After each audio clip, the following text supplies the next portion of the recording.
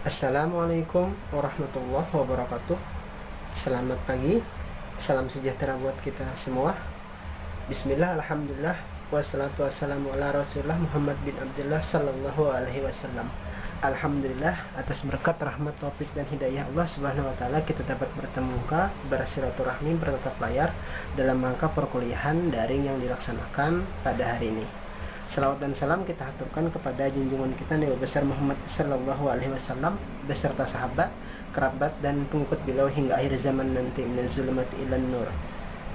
Pada kesempatan kali ini kita akan melaksanakan perkuliahan daring, melanjutkan pada pertemuan sebelumnya ya. Dan perlu kita ingat dan kita syukuri bahwa pada hari ini merupakan Hari Guru Sedunia tanggal 5 Oktober tahun 2020. Alhamdulillah ya. Selamat Hari Guru buat para guru sedunia ya. Khususnya pada umumnya guru di Indonesia dan pada khususnya guru di Kalimantan Selatan dan di kota Banjarmasin.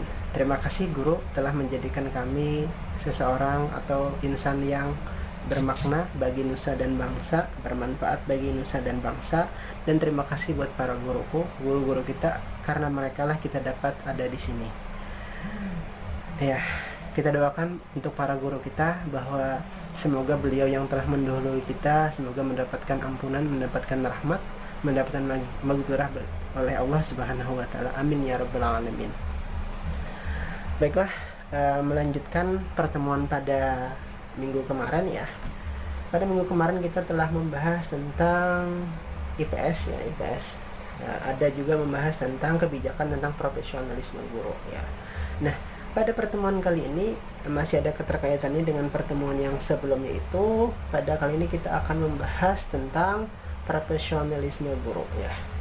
Adapun tujuan dari pembelajaran pada hari ini yaitu menjelaskan syarat-syarat guru profesional, yang kedua menjelaskan kompetensi guru profesional, dan yang ketiga yaitu menjelaskan pengembangan profesionalisme guru. Oke, kita lanjutkan. Nah, dapat dilihat pada slide ya, yang namanya guru profesional itu ada beberapa istilah ya. Nah, menurut Abu Nata, yang namanya guru profesional itu harus menguasai bidang keilmuan atau bidang pengetahuan yang diajarkannya ya. Selanjutnya, guru profesional itu harus memiliki kemampuan untuk menyampaikan pengetahuan atau ilmu kepada peserta didiknya. Dan yang ketiga, guru profesional itu memiliki dan berpegang teguh pada profesi agar memiliki akhlak yang mulia. Nah, kalau dari tiga pernyataan tersebut dapat kita simpulkan bahwa guru profesional itu adalah guru yang memiliki pengetahuan ya.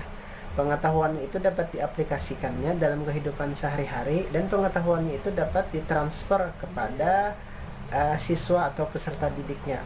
Apakah dia guru sekolah dasar pada khususnya ya, apakah dia mengajarkan matematika, IPS, PPKN dan lain-lainnya. Jadi dia harus memiliki ilmu pengetahuan dan harus bisa menyampaikan ilmu pengetahuan tersebut. Nah, itulah yang dikatakan guru profesional. Oke ya, lanjut.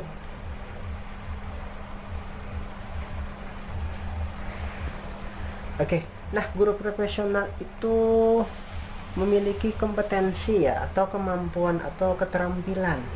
Nah, di sini ada beberapa istilah yang memang digunakan atau beberapa penjelasan dari para ahli. Salah satunya yang pertama menurut Leprakos ya. Leprakos adalah menurut Leprakos ya, kompetensi itu adalah kapasitas untuk melakukan sesuatu yang dihasilkan dari proses belajar kayak itu ya. Selanjutnya menurut Cowell ya adalah suatu keterampilan atau kemahiran yang bersifat aktif ya. Nah, jadi kalau kita simpulkan dari dua pernyataan tersebut ya, namanya kompetensi guru itu adalah kemampuan ya, atau kapasitas yang dimiliki oleh seorang guru, dan kapasitas tersebut ya dapat digunakannya untuk mewujudkan tindakan-tindakan. Nah, tindakan-tindakan tersebut tentunya tindakan bagaimana cara mengajarkan siswa dan bagaimana cara membelajarkan siswa dalam konteks mata pelajaran atau materi. Nah, seperti itu. Jadi jikalau ya, kalau kita berbicara tadi kapasitas seorang guru itu dia mengajarkan ya, dia juga menjadikan contoh, jadi teladan ya, dia juga mentransfer ilmu dan dia juga memfasilitasi peserta didiknya untuk belajar. Jadi seperti itu kalau menurut definisi dua definisi yang kita ambil. Nah, bisa dilihat sendiri ya pada layar PPT ya. Oke, kita lanjutkan. Berbicara kompetensi guru ya, kompetensi guru kita mengacu pada PP ya, Peraturan Pemerintah Nomor 19 Tahun 2005 tentang Standar Nasional Pendidikan bab 6 tahun pasal 28 ya. Nah, berdasarkan PP tersebut ya, yang namanya pendidik itu harus. Oke, selanjutnya guru profesional sendiri memiliki 4 kompetensi ya, minimal 4 kompetensi minimal yang harus dimiliki oleh guru profesional. Yang pertama itu kompetensi kepribadian, yang kedua itu kompetensi sosial, yang ketiga kompetensi profesional, dan yang terakhir kompetensi pedagogis ya. Nah, jadi yang namanya guru profesional itu kalau mengacu pada PP nomor 19 tahun 2005 itu adalah ada 4 poin. Nah, itu terus ada tambahan 1 poin ya, kompetensi keguruan dalam pendidikan Islam. Nah, itu tambahannya. Nah, barangkali yang ngajar-ngajar gurunya ngajar di sekolah Islam atau madrasah ibtidaiyah ya, itu otomatis harus memiliki kompetensi pendidikan Islam ya, seperti itu. Oke, selanjutnya tadi berbicara berbicara kompetensi kepribadian itu adalah salah satu kompetensi atau keterampilan yang harus dimiliki oleh guru ya, khususnya guru sekolah dasar. Nah, di sini kita melanjutkan, adapun beberapa indikator dari kompetensi kepribadian itu bisa dilihat sendiri di layar PPT, yaitu salah satunya menurut derajat ya. Di situ guru itu mencintai jabatannya, yaitu yang pertama. Yang kedua, guru bersikap adil. Yang ketiga, guru hendaknya berlaku sabar dan tenang ya. Yang keempat, guru berwibawa. Yang keenam, guru harus bergembira. Yang ketujuh, guru harus bersifat manusiawi.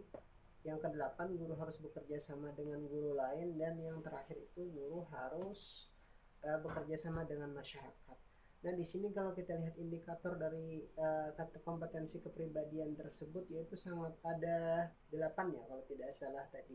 Nah, itu menunjukkan bahwa guru itu harus bisa menunjukkan hal-hal yang baik ya, apakah dari segi hubungannya dengan orang lain maupun dengan gurunya sendiri, dan dia harus mencintai pekerjaannya ya.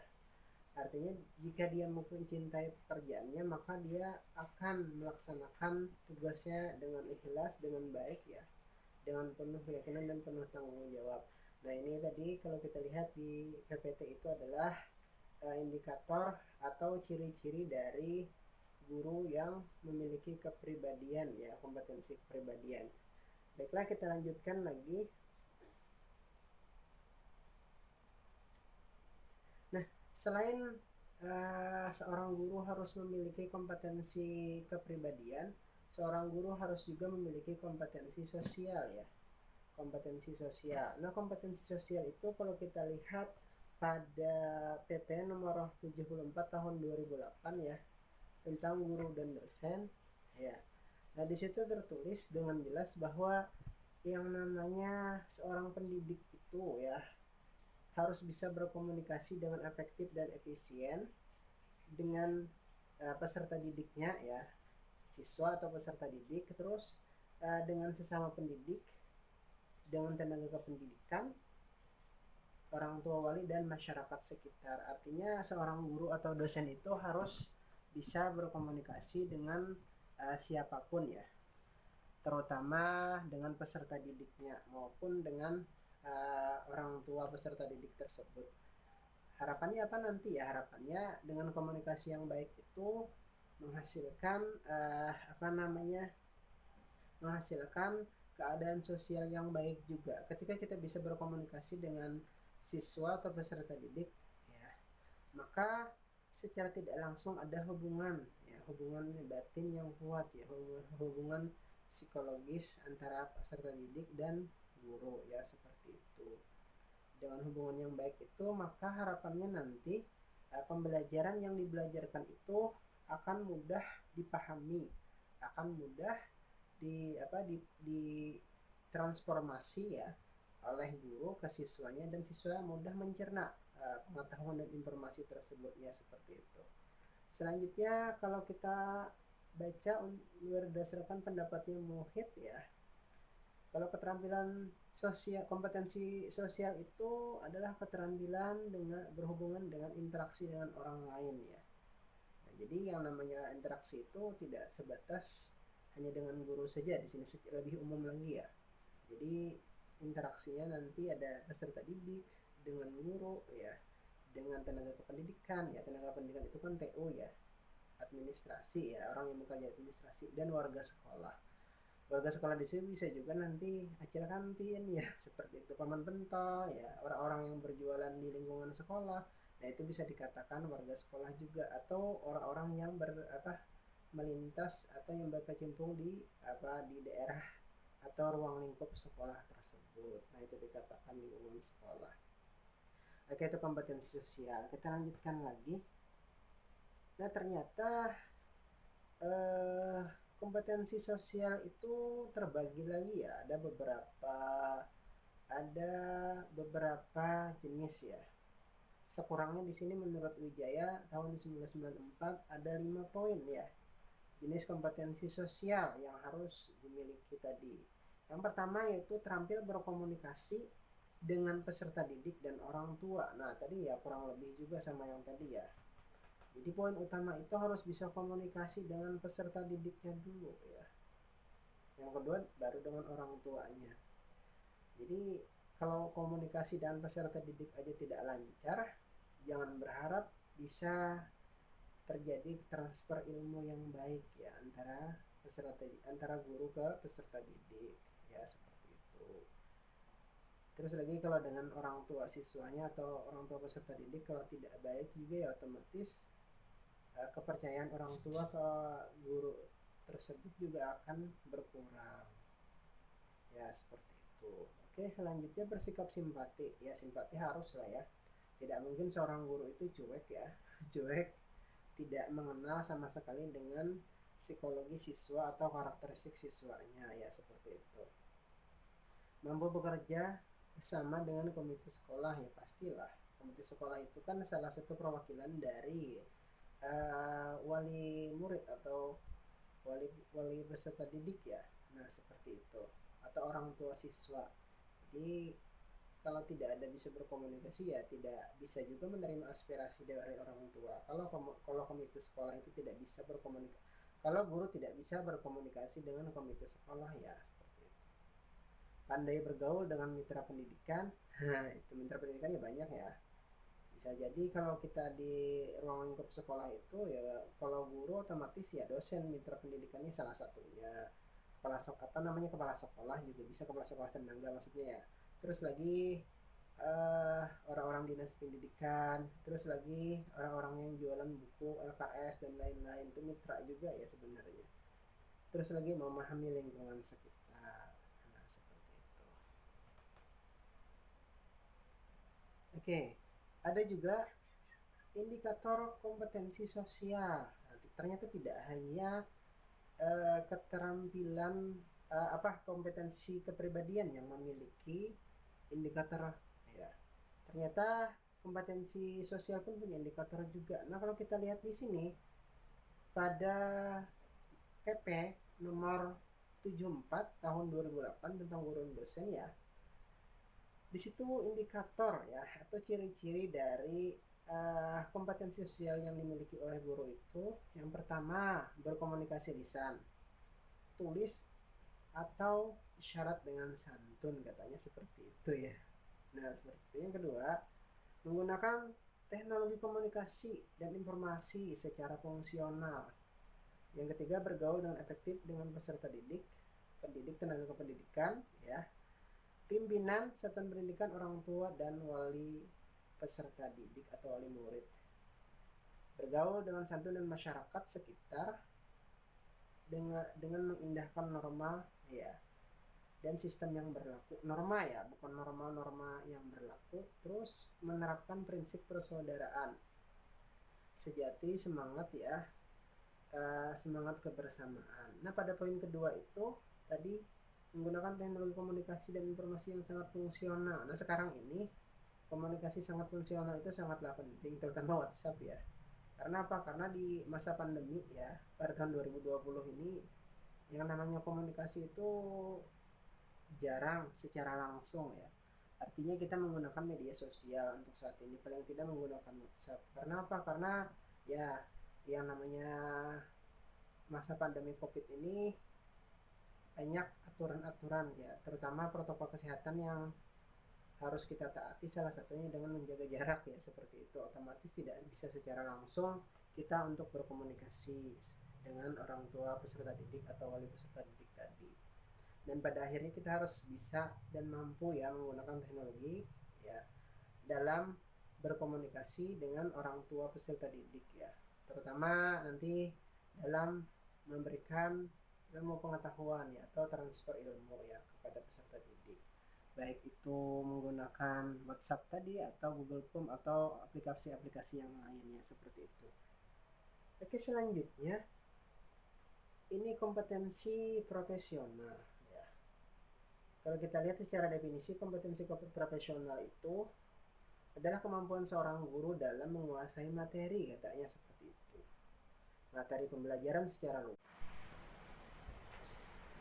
Oke, selanjutnya kompetensi profesional tadi yaitu kemampuan seorang guru untuk menguasai materi atau bidang yang memang dimilikinya ya, terutama kalau kita berbicara di sekolah dasar itu adalah guru berbagai mata pelajaran atau guru tematik ya. Oleh karena itu, guru kelas ya lebih tepatnya seperti itu. Oleh karena itu seorang guru di sekolah dasar harus memang betul-betul memahami dan menguasai materi-materi atau keilmuan yang memang dimilikinya guna mentransformasi pengetahuan tersebut agar bisa dicerna oleh peserta didiknya ya, baik itu di kelas 1 sampai kelas 6. Oke, adapun kriteria dari guru profesional tersebut diantaranya menguasai landasan pendidikan. Yang kedua, mengenal atau mengenai tujuan pendidikan, terus mengenal fungsi sekolah ya. Dan yang terakhir itu mengenal kompetensi dasar dan indikator pembelajaran. Nah, di situ kalau kita berbicara hal tersebut, yang jelas kalau berbicara landasan pendidikan, guru itu wajiblah mengetahui hal tersebut. Kalau tidak mengenal atau memahami landasan pendidikan, dia tidak akan mampu mentransformasi pengetahuan yang memang dimilikinya ya. Dia tidak mungkin kalau mengajar peserta didik umur 7 tahun ya, 7 tahun sampai 12 tahun sama mengajarkan dengan mahasiswa ya, tidak mungkin ya. Jelas mengajar harus dengan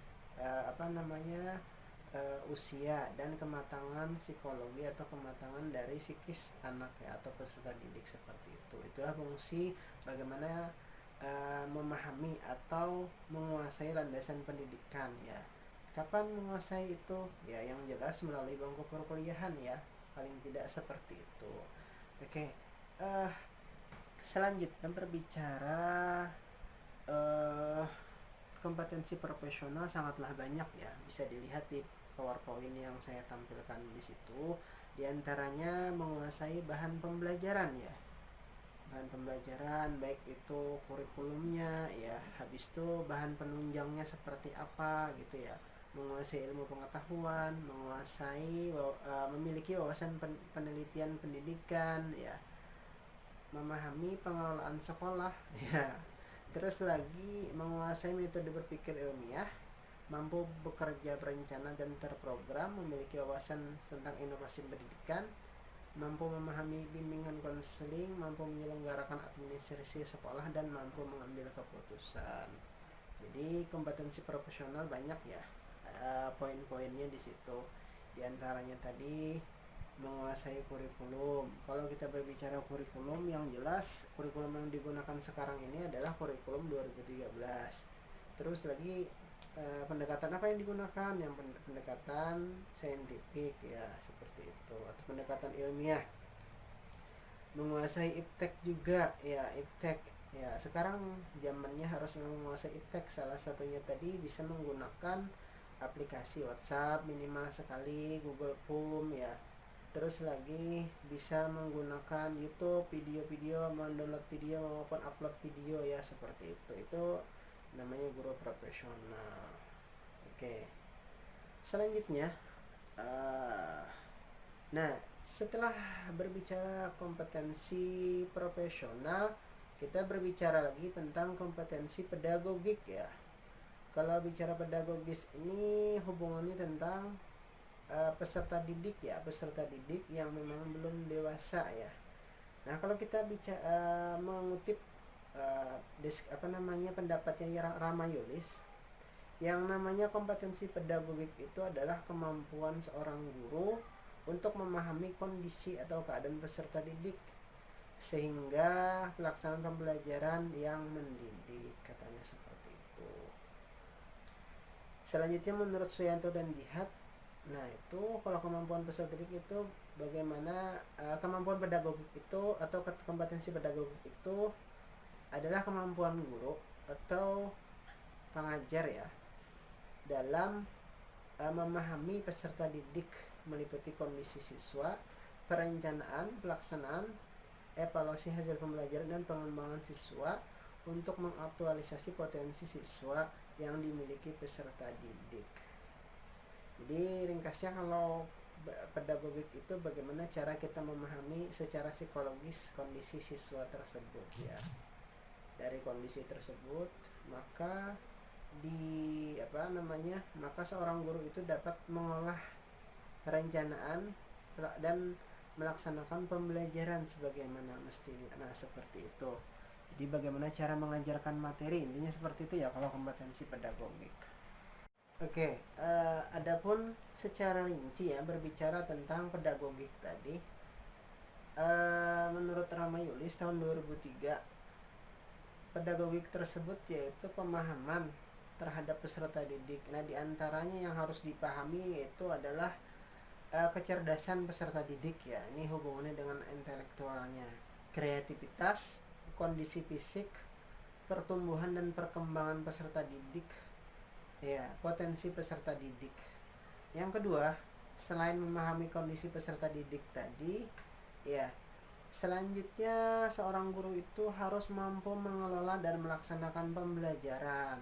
Ya, yang pertama itu harus bisa merancang perangkat pembelajaran yang berwujud konkret berupa silabus dan RPP gitu ya. Meskipun silabus dan RPP di kurikulum 2013 ini sudah dibuatkan atau sudah termuat dalam buku guru, tapi tidak menutup kemungkinan bahwa yang namanya calon guru itu harus bisa mengembangkan kembali materi-materi atau selain materi itu perencanaan pembelajaran sesuai dengan kompetensi inti dan kompetensi dasar di buku guru tersebut. Ya, oke. Nah, seperti itu ya. Terus lagi melakukan yang namanya proses pembelajaran ya. Melaksanakan pretest, tes kemampuan awal. Terus lagi mampu melakukan penilaian. Nah, seperti itu. Mampu memanfaatkan iptek, ada lagi iptek ternyata ya. Terus lagi kemampuan melaksanakan evaluasi. Nah, evaluasi tersendiri ada beberapa poin: penilaian kelas, penilaian kemampuan dasar, penilaian akhir satuan pendidikan, dan sertifikasi dan penilaian program. Nah, kalau sertifikasi dan program itu hubungannya nanti dengan profesionalisme guru juga. Jadi kaitannya nanti guru yang profesional itu memiliki sertifikat pendidik ya, seperti itu. Nah, itu ya. Terus lagi pengembangan potensi peserta didik dari segi ekstrakurikuler, remedial dan pengayaan, dan bimbingan konseling. Nah, kalau di sekolah dasar itu sangat jarang bimbingan konseling ini ya. Kalau di sekolah menengah pertama dan menengah atas itu sangat memungkinkan untuk bimbingan konseling karena ada sendiri guru BK-nya. Sedangkan di sekolah dasar sendiri ya, atau di madrasah itu guru kelas lah yang harus bisa memberikan bimbingan dan konseling ya kepada peserta didiknya atau siswanya ya, seperti itu. Oke, itu ya kalau kaitannya pedagogik tadi.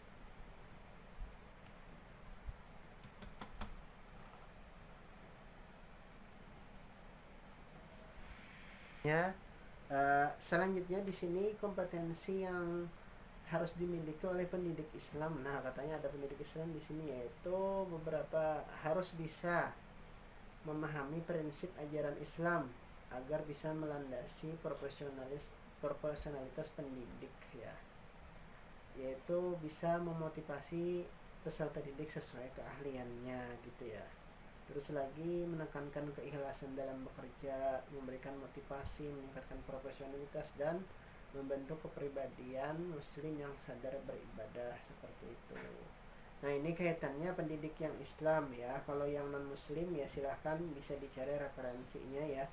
Yang jelas kalau kita berbicara di PPKN ya, ini sedikit berbeda di mata pelajaran yang sebelah ya, ilmu sosial juga PPKN itu kan hubungannya nanti ada penanaman nilai dan moral. Nah, seperti yang saya bahas juga pada video yang lain, itu yang namanya pembahasan nilai dan moral itu harus dikaitkan dengan spiritual atau religi dari peserta didik tersebut. Seorang guru harus bisa pintar-pintar menanamkan nilai dan moral kepada peserta didiknya. Landasan penanaman nilai dan moral itu sangatlah banyak, terutama menggunakan asas-asas religi dan spiritual berdasarkan Quran dan hadis, berdasarkan kitab suci agama masing-masing gitu ya. Oke, selanjutnya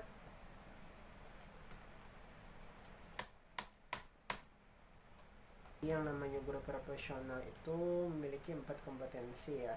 Yang pertama itu tadi kompetensi kepribadian, artinya seorang guru itu harus memiliki kepribadian yang baik ya, mampu mencontohkan hal-hal yang baik kepada peserta didiknya ya. Kalau dia beragama muslim ya, setidaknya dia harus bisa mencontohkan berakhlakul karimah kepada peserta didiknya ya, seperti itu. Terus lagi kalau kompetensi selanjutnya itu kompetensi sosial ya. Kompetensi sosial itu bagaimana seorang peserta bagaimana seorang guru ya memberikan bergaul ya, memberikan contoh dan bergaul kepada peserta didik yang lain dan kepada orang tuanya. Selain itu, selain berkomunikasi dan bersosialisasi dengan peserta didik yang lain, itu harus juga bisa berkomunikasi dengan orang tua peserta didik tersebut gitu ya. Nah, selain berkomunikasi dengan orang tua peserta didik, haruslah pula bisa berkomunikasi dengan warga sekolah ya. Warga sekolah itu orang-orang yang berada di lingkungan sekolah, terutama bekerja di sekolah gitu ya. Bisa juga orang-orang yang berjualan, bisa juga itu dikatakan warga sekolah. Nah, itu karakter seorang guru tadi, hubungannya kompetensi sosial tadi. Oke. Selanjutnya untuk kompetensi sosial, terus lagi kompetensi profesional. Nah, ini kalau kompetensi profesionalnya salah satu kompetensi yang memang sangat kompleks dibandingkan kompetensi yang lain gitu ya. Kompetensi profesional itu hubungannya bagaimana seorang guru itu mampu mengolah ya, mampu menguasai pengetahuan dan keahlian yang dimilikinya, terus mentransformasikannya kepada peserta didiknya ya. Bagaimana cara transformasinya ya, jelas dengan metode-metode yang berbeda-beda seperti itu, yang sesuai dengan kemampuan yang dimilikinya. Artinya kalau dia memang mampunya di bidang IT ya, akan lebih baik dia menggunakan kemampuan tersebut dengan menggunakan IT yang mumpuni tadi, seperti itu. Terus lagi kalau berbicara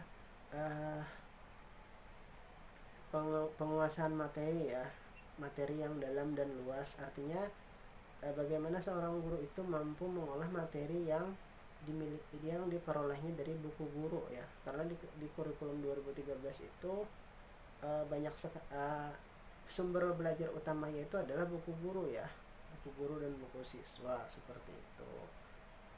Jadi buku guru dan buku siswa itu adalah buku minimum atau sumber belajar minimum yang harus dimiliki oleh seorang guru, dan diajarkan lagi ke siswanya seperti apa gitu ya, diajarkan dan dibelajarkan gitu ya. Terus lagi untuk setelah dia menguasai materi tersebut, dia harus bisa juga mentransformasikan tadi menggunakan IT yang ada yang dimilikinya. Terus lagi yang terakhir yaitu kompetensi pedagogik ya. Ini hubungannya bagaimana cara seorang guru tadi mengajarkannya ya, memahami dulu bagaimana karakteristik peserta didik tersebut, terus bagaimana cara mengajarkannya atau membelajarkan siswa tersebut ya, seperti itu. Nah, jadi itulah dari kompetensi secara sederhana yang dapat kita pahami tentang kompetensi guru gitu ya, ada 4 tadi. Nah, selanjutnya selain kompetensi itu ada juga yang istilah hard skill dan soft skill ya. Nah, hard skill itu kompetensi teknis yang dimiliki oleh seorang guru ya, bersifat administratif. Umpamanya kalau kompetensi atau hard skill ini ya, itu umpamanya cara mengoperasikan komputer, cara mengoperasikan laptop, cara mengoperasikan LCD. Nah, itu salah satu hard skill ya. Terus lagi untuk kompetensi soft skill yaitu berhubungan dengan kepribadian ya, interpersonal. Interpersonal itu hubungan dengan dengan dirinya, artinya dia bisa menjaga kestabilan dirinya. Hubungannya nanti dengan kepribadian, apakah pribadinya itu memang stabil gitu ya, bisa bertindak sesuai hukum dan norma yang berlaku, menguasai diri gitu ya, mampu menunjukkan etos kerja. Nah, selanjutnya selain intrapersonal ya, soft skill tadi, ada juga interpersonal. Interpersonal ini hubungannya dengan orang lain gitu ya, apakah seorang guru atau peserta didik atau orang tua siswa tadi atau peserta didik tadi. Hubungannya nanti berhubungan berkomunikasi dengan baik, memberikan motivasi, kerjasama, kecakapan memimpin, mempunyai harismatik ya, kompetensi ya, seperti itu. Nah, itu soft skill ya. Terus lagi ada kompetensi mediasi, bagaimana bermediasi dengan peserta didik gitu ya. Nah, itulah salah satu dari contoh dari kompetensi yang harus dimiliki oleh guru yang bersifat soft skill dan hard skill tadi. Hard skill itu hubungannya bagaimana cara mengoperasikan sesuatu atau aplikasi gitu ya, kalau sederhananya seperti itu. Kalau soft skill itu cara berhubungan dengan kejiwaan ya, kejiwaan, apakah dia berhubungan dengan orang lain atau berhubungan dengan dirinya sendiri, seperti itu gitu ya. Oke, demikian dulu pembelajaran dari saya terkait profesionalisme guru tadi. Ada 4 kompetensi yang harus dimiliki oleh guru tadi. Yang pertama tadi kompetensi kepribadian, kedua kompetensi sosial, yang ketiga itu kompetensi profesional, dan yang keempat tadi adalah kompetensi pedagogik ya. Terima kasih dulu sudah mau berhadir ya, mau melihat, mau mengamati, mencermati video pembelajaran yang saya buat pada hari ini. Semoga bermanfaat. Jangan lupa berdoa ya, banyak-banyak. Semoga kita sukses, semoga kita diberikan kesehatan dan kelapangan dalam beraktivitas ya. Semoga cobaan pada bangsa kita ini cepat berlalu, dan saya akhiri. Assalamualaikum warahmatullahi wabarakatuh.